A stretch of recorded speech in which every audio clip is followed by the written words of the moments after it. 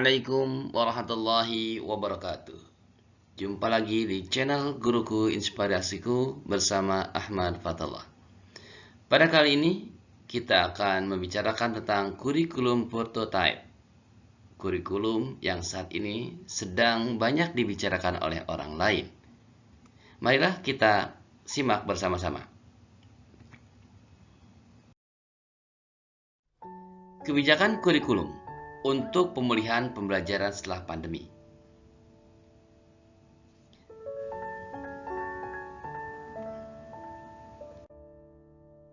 Mari kita lihat hasil riset yang menunjukkan bahwa pandemi menimbulkan kehilangan pembelajaran atau learning loss literasi dan numerasi yang signifikan.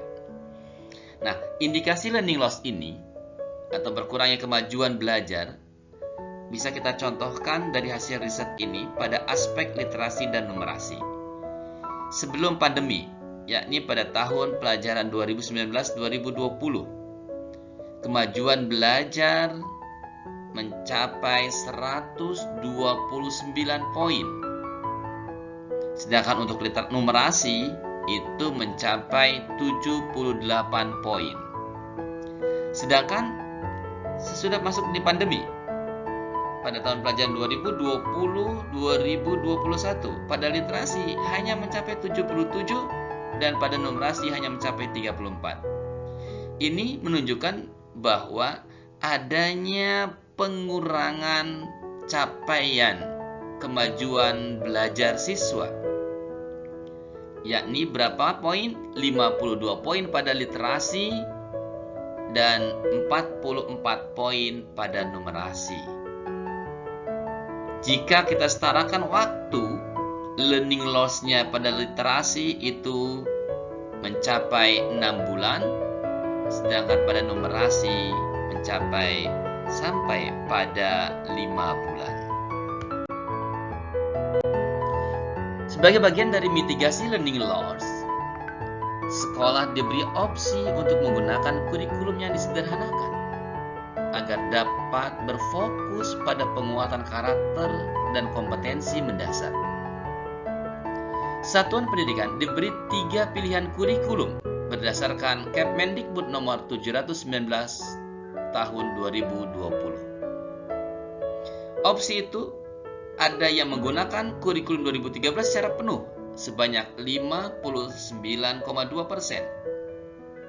Dan ada yang menggunakan kurikulum darurat yaitu kurikulum 2013 yang disederhanakan oleh Kepmendikbudristek, yaitu sebanyak 31,5% sekolah. Sedangkan yang melakukan penyederhanaan kurikulum secara mandiri ada 8,9%.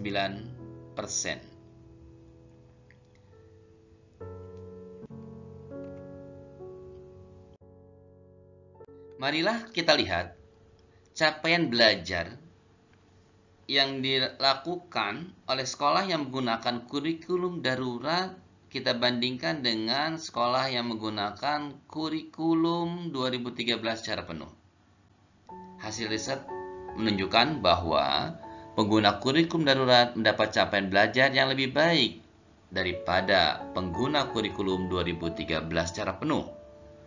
Nah, kita lihat di sini di hasil survei capaian dengan kurikulum 2013, capaian belajarnya hanya mencapai 482.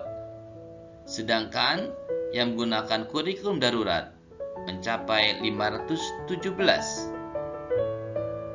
Nah, bila kenaikan hasil belajar ini direfleksikan ke proyeksi learning loss, numerasi dan literasi, penggunaan kurikulum darurat dapat mengurangi dampak pandemi sebesar 73% literasi dan 86% numerasi. Nah, ini pada aspek numerasi ada kelebihan yang bisa dimanfaatkan untuk pembelajaran, yaitu sebesar 4 bulan. Atau proyeksi capaian jika tidak ada learning loss itu bisa mencapai 522 pada numerasi dan 583 pada literasi.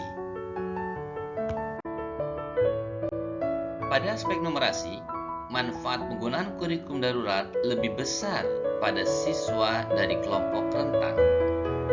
Kita lihat perbandingannya dari beberapa aspek. Yang pertama, kemampuan ibu membaca. Siswa ibunya dengan ibu yang tidak bisa membaca. Bagi pengguna kurikulum 2013 mencapai 384 poin dan pengguna kurikulum darurat mencapai 448 poin. Sedangkan siswa dengan ibu yang bisa membaca, pengguna kurikulum 2013 mencapai 495, sedangkan pengguna kurikulum darurat mencapai 522 poin. Ketersediaan buku teks di rumah bagi siswa yang tidak memiliki buku teks dari pengguna kurikulum 2013 secara penuh mencapai 402 poin, sedangkan pengguna kurikulum darurat mencapai 452 poin. Bagi siswa yang memiliki buku teks di rumah, pengguna kurikulum 2013 mencapai 496 poin dan pengguna kurikulum darurat mencapai 522 poin. Dari aspek wilayah tempat tinggal, siswa yang di wilayah tertinggal yang menggunakan kurikulum 2013 mencapai 399 poin dan pengguna kurikulum darurat mencapai 450 poin. Bagi siswa yang berada di wilayah maju yang menggunakan kurikulum 2013 mencapai 496 poin dan pengguna kurikulum darurat mencapai 521 poin. Ini perbandingannya. Jadi ada beberapa kelebihan waktu yang bisa dioptimalkan jika menggunakan kurikulum darurat.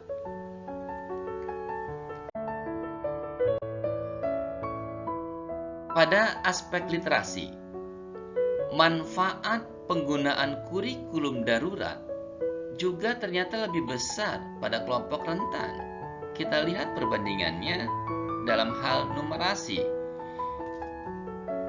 Dari aspek kemampuan ibu membaca, siswa dengan ibu yang tidak bisa membaca, capaian belajar pengguna kurikulum 2013 mencapai 424 poin.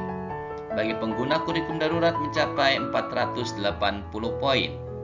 Siswa dengan ibu yang bisa membaca, pengguna kurikulum 2013 mencapai 547 poin, sedangkan pengguna kurikulum darurat mencapai 578 poin. Dari aspek ketersediaan buku teks di rumah, siswa yang tidak memiliki buku teks yang menggunakan kurikulum 2013 mencapai 424 poin. Sedangkan pengguna kurikulum darurat mencapai 480 poin. Bagi siswa yang memiliki buku teks di rumah, pengguna kurikulum 2013 secara penuh mencapai 549 poin dan pengguna kurikulum darurat mencapai 577 poin. Dari aspek wilayah tempat tinggal, siswa yang tinggal di wilayah tertinggal bagi pengguna kurikulum 2013 mencapai 379 poin dan bagi pengguna kurikulum darurat mencapai 480 poin. Bagi siswa yang tinggal di wilayah maju yang menggunakan kurikulum 2013 mencapai 550 poin dan pengguna kurikulum darurat mencapai 576 poin. Nah, dari perbandingan ini ternyata memang sekolah yang menggunakan kurikulum darurat memiliki capaian belajar yang lebih besar. Kurikulum prototipe diberikan sebagai opsi tambahan pada satuan pendidikan untuk melakukan pemulihan pembelajaran selama masa waktu 2022 hingga 2024. Kebijakan kurikulum nasional akan dikaji ulang pada 2024 berdasarkan evaluasi selama masa pemulihan pembelajaran. Pada masa pra-pandemi, di kurikulum 2013 ini full secara penuh diberlakukan. Pada masa pandemi, yaitu pada tahun 2020 hingga 2021, ada dua opsi yang ditawarkan oleh pemerintah. Sekolah diberikan pilihan apakah menggunakan kurikulum 2013 atau kurikulum darurat, yaitu kurikulum 2013 yang disederhanakan. Nah, pada masa pandemi tahun 2021-2022, kurikulum yang ditawarkan adalah kurikulum 2013, kurikulum darurat, dan kurikulum prototipe di satuan pendidikan dan SMK. Kemudian pemulihan pembelajaran pada tahun 2022 hingga 2024. Nah, pada masa pemulihan ini, pemerintah menawarkan kurikulum 2013, kurikulum darurat, dan kurikulum prototipe. Ya, kurikulum prototipe sebagai opsi bagi semua satuan pendidikan. Dan nanti pada tahun 2024, penentuan kebijakan kurikulum nasional berdasarkan evaluasi terhadap kurikulum pada masa pemulihan pembelajaran. Kurikulum prototipe mendorong pembelajaran yang sesuai dengan kemampuan siswa serta memberi ruang lebih luas pada pengembangan karakter dan kompetensi dasar. Kurikulum prototipe memiliki beberapa karakteristik utama yang mendukung pemulihan pembelajaran. Yang pertama, pengembangan soft skill dan karakter berupa akhlak mulia, gotong royong, kebinekaan, kemandirian, nalar kritis, kreativitas, mendapat porsi khusus melalui pembelajaran berbasis proyek.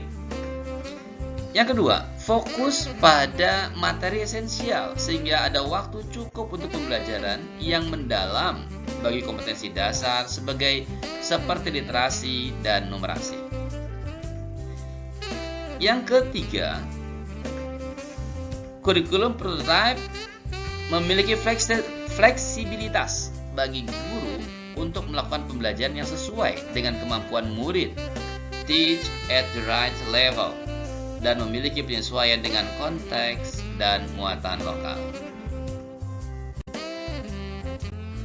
Karakteristik kurikulum prototipe di PAUD, SD, dan SMP dan yang sederajat. Pada PAUD, kegiatan bermain sebagai proses belajar yang utama, penguatan literasi dini, dan penanaman karakter melalui kegiatan belajar, bermain, belajar, berbasis buku bacaan anak, fase fondasi untuk meningkatkan kesiapan bersekolah, pembelajaran berbasis proyek untuk penguatan profil pelajar Pancasila dilakukan melalui kegiatan perayaan hari besar dan perayaan tradisi lokal.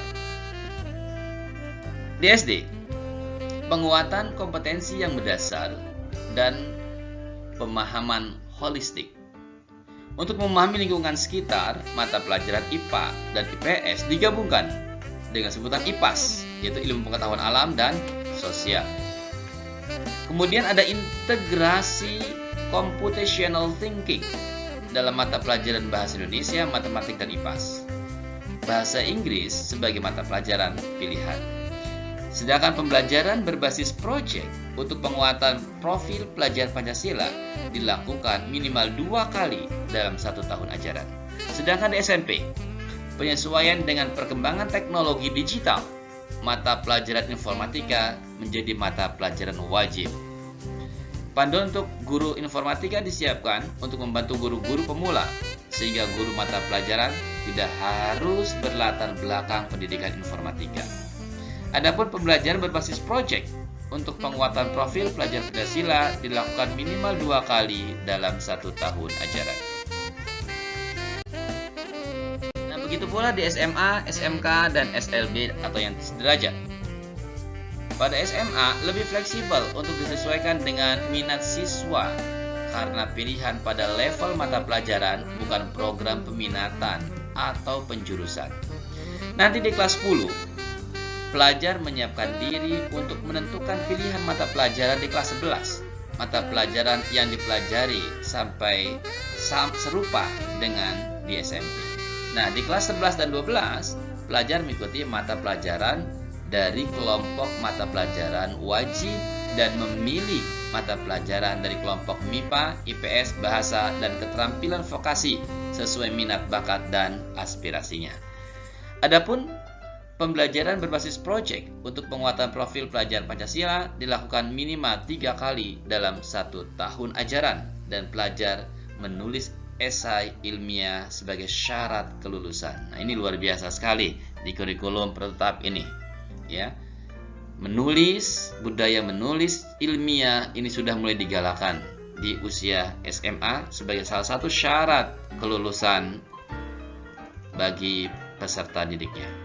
Begitu pula untuk SMK. Demikianlah kurikulum prototipe sesi 1 yang kami sajikan. Terima kasih atas perhatiannya. Selamat berjuang. Tetap semangat. Wassalamualaikum warahmatullahi wabarakatuh.